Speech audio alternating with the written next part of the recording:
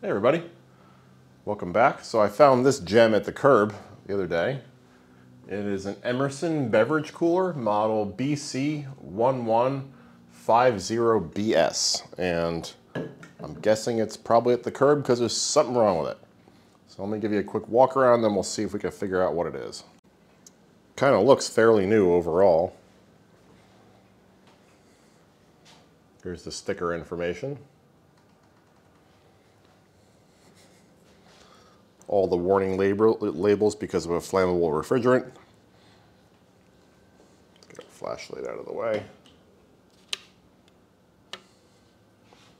So pretty simple setup down here.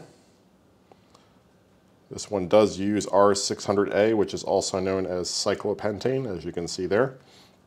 That is a flammable refrigerant. It is also one that I believe is okay to release into the atmosphere, unlike R134A and R410A and so on.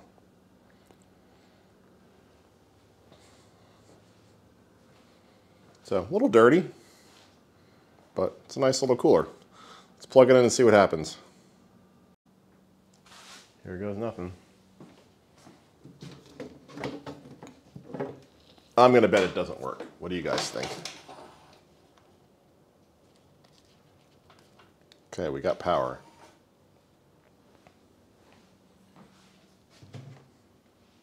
Does the light work?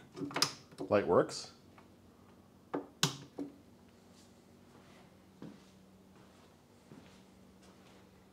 Compressor is not running, which might be our problem. This one might be a bit different than what we usually see because I don't see any evidence at all of the compressor is even trying to run. Normally when like the starter goes bad, you'll hear kind of a hum and then a click. That's the overload clicking off to prevent an overcurrent situation. I don't hear that here. So it's almost like the compressor is not even getting power. So why could that be? I did look inside the unit. I saw that there was a thermostat in there. It looked like a mechanical one. So maybe that's defective, not really sure. But I think it's probably where we want to start. Maybe we'll start by taking off this cover from the compressor and we'll see if it's getting power. Not really seen this style cover before, so this might take a few minutes to figure out, but I'm guessing we probably have to take these two screws off. Just a wild guess. Probably should unplug it before we do this, right?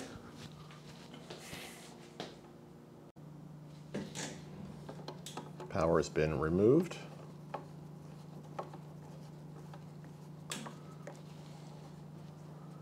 Seems like they designed these covers to make them difficult to figure out how to take apart. How long does this screw need to be? Bend that refrigerant line out of the way. Well, something's loosening up. Oh, it looks like there's a third screw over there too.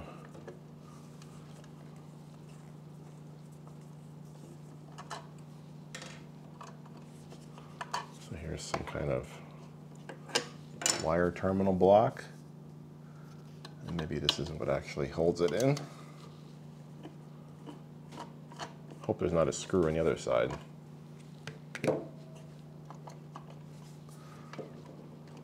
Let's see if I can feel.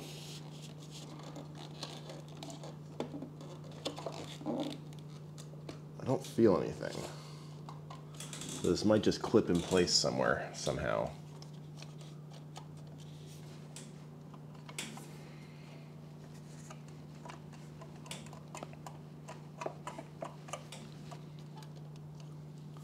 Let me work on this for a minute. I did actually find a diagram on this side of the cover that suggests putting a screwdriver under this tab and prying up. So let's give that a shot and see if we have any luck. So let's see if we can do this without busting anything.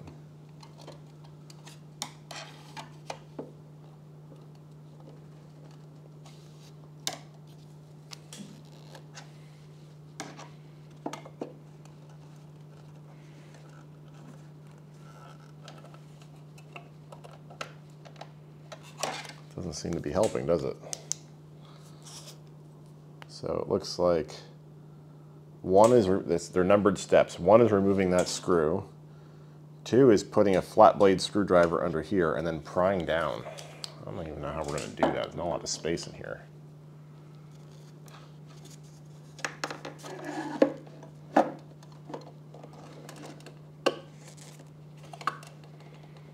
There we go. Okay. When in doubt, read the directions, right? Probably need to pull these wires out of there.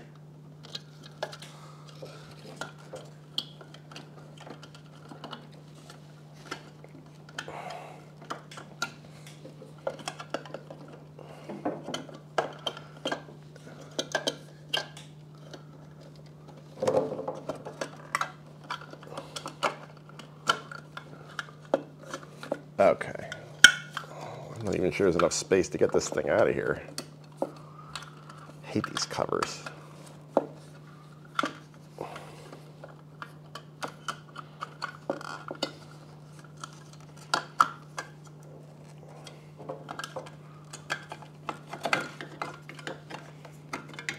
So, there are your instructions. Hopefully you guys can see that. All right, so what I would like to do now, we have, let's see, we have this line coming from what looks like a capacitor, and we have red wire and a white wire. We pull those off and we'll check for 120 volts when we turn it on.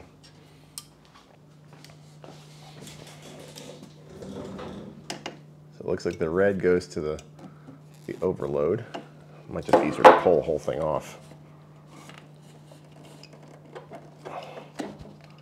Yeah, that is easier. Easier for you guys to see too. So let's take this off here. Just taking the red turn. It doesn't want to come off. All right, we'll let it stay on. Doesn't need to come off just yet. So we'll hook up our alligator clip there.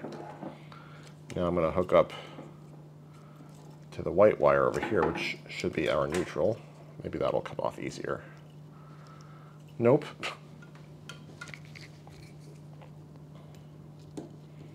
Doesn't matter which lead you hook up where.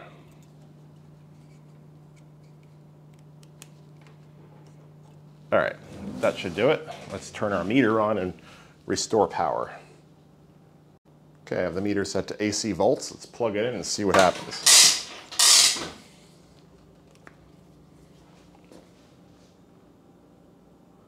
1.9, that's not going to do it.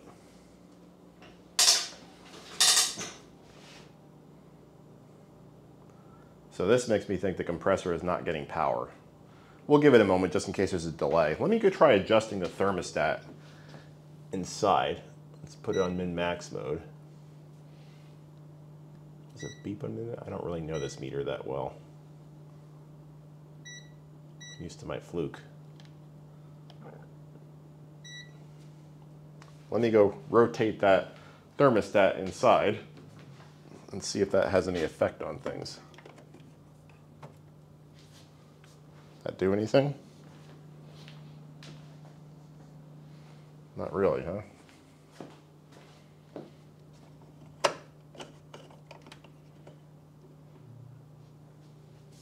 I'm wondering if we have a bad thermostat.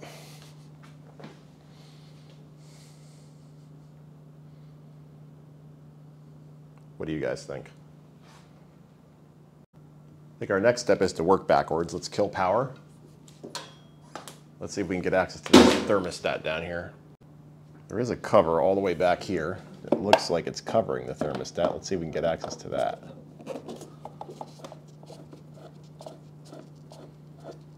Large hands not welcome. Let me get a longer screwdriver. This should do.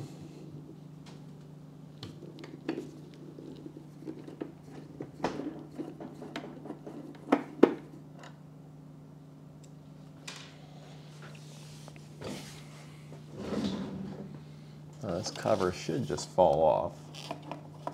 Oh, maybe there's still a couple threads in this one.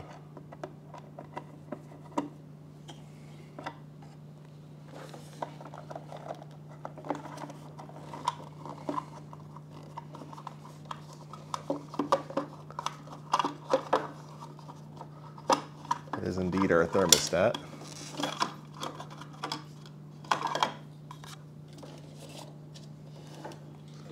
The way these things normally work is they just open and close the circuit going to the compressor. So you have incoming power, which is this wire right here. And it looks like there's a separate clip right here. This is presumably for the light, and we know that works, so we know we have incoming power. So now the question remains, why are we not getting anything from the actual thermostat? So just looking at the wiring, again, we have our incoming power. We have our neutrals, which appear to be tied together, which is correct. So we have, let's see, we have, yeah, neutral going to the compressor and to the light. And then looks like we have our hot wire right here going to the thermostat and the red wire here going to the compressor. So let's see if we can test across those. So I'm expecting we're going to get power. Let's just do to ground. That might be a little bit easier. I could find a good reliable ground that's not in the way. We'll hold on to that screw. Yeah, maybe that'll work.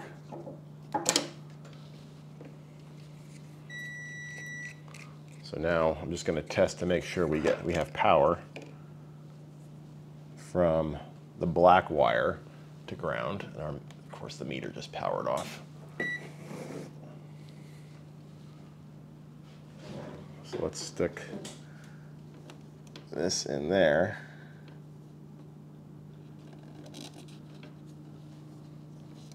Okay. We should have 120 volts here. And it looks like we do. Hopefully you guys can see that. Yep, so we got 120 volts. Now I'm going to take this red probe, move it over to the red wire, and I'm guessing we're not going to have 120 volts. Tough to get in there though.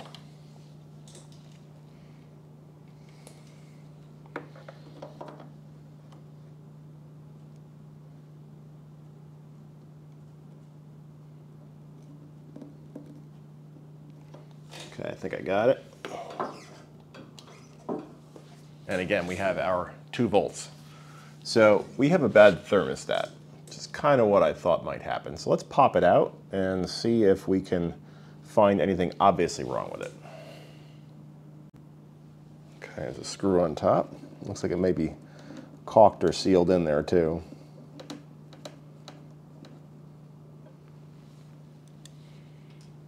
There's a screw on the bottom, I think.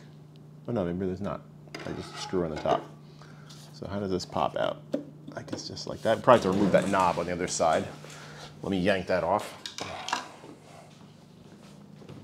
Probably pulls right out. Maybe with a pair of pliers though.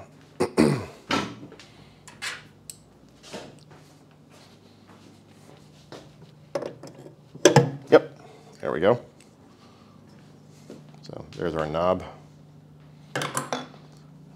So now will this just fall right out? What else is holding it? Don't see anything on this side.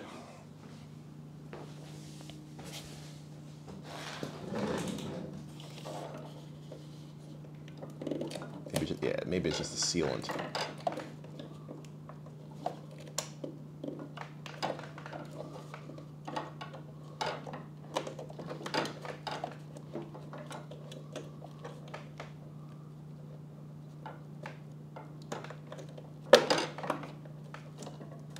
Yeah, it's just full caulk. There we go. She's out.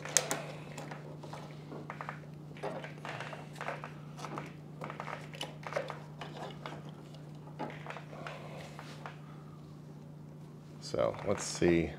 There's a couple failure points here.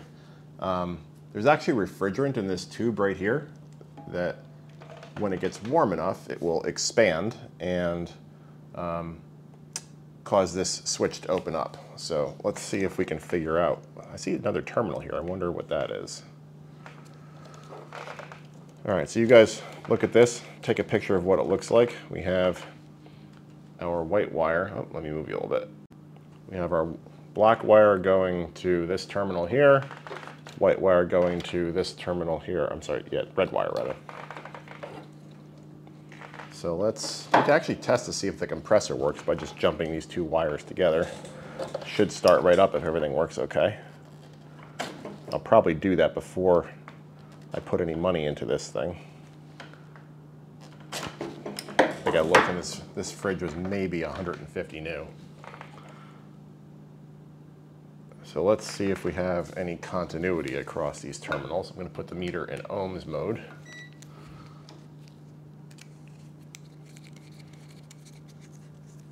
Let's test all these terminals. We got that one and this one. Oh, we have 0.3 ohms, okay. 0.4, so why is this not working? We have continuity. Did someone hook it up wrong?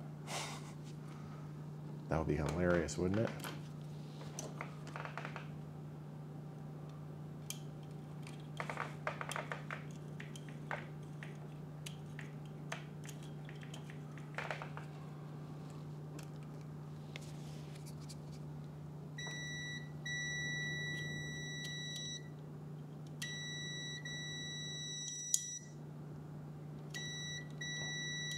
Interesting. So it does actually seem to work. So let's plug it back in. I don't know if it just, something was loose inside or what.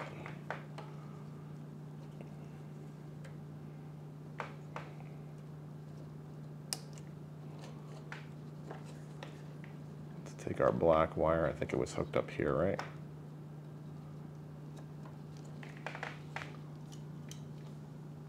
Let's put the compressor start components back in and see if we get any action from the compressor.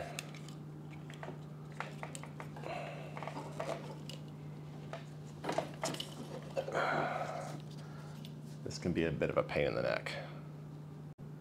Okay, got the compressor hooked back up. Let's plug this thing in and see what happens.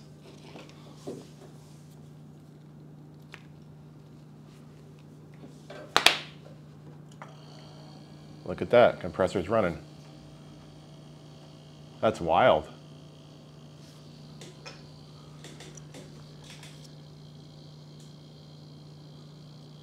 Ooh, I think I know what the problem is. This thing looks like it's broken. So this dial was probably turning, but not actually turning the thermostat. Crazy. Took all this apart for nothing, but I guess now you know how it works. Let's let it run for a while and make sure it comes down to temperature.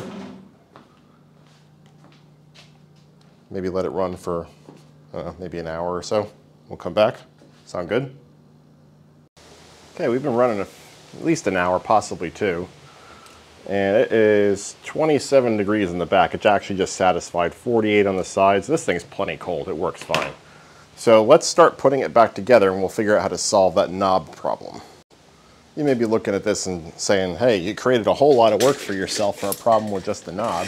Oh, compressor just kicked back on. And you'd be right, but I didn't know that the knob was the problem, right? I mean, we didn't see any power to the compressor and we just worked our way backwards to the thermostat and then the problem presented itself. So yeah, in hindsight, I probably should have started at the knob, but how do you know that ahead of time, right? So you know what, I'll just put this together off camera. You guys don't need to watch me do this. It's pretty much installation is the reversal to removal. Okay, got it buttoned back up. I decided not to put the thermostat cover back on, only because I want to be able to get to the thermostat easily if I need you to test stuff, because clearly we have some flaky behavior. So I'm going to leave that off for now at least. I did get the knob put back onto the thermostat. It actually does seem to turn it, so I'm a bit perplexed as to why this thing wasn't running, unless the thermostat is just flaky. I put it on the coldest setting, so let's fire it up and see if it comes back on. Okay. Adding power in 3, 2, 1. Compressor's on. So I'm a bit perplexed here, I'll be honest with you. All right, I realize we didn't really fix much here, but if you guys have experienced the same or similar problem with this fridge, again, this is an Emerson model BC1150BS. If you have a story to tell about this, please share. If you found this video helpful, please subscribe, stay safe, and thanks for watching, everybody. Take care.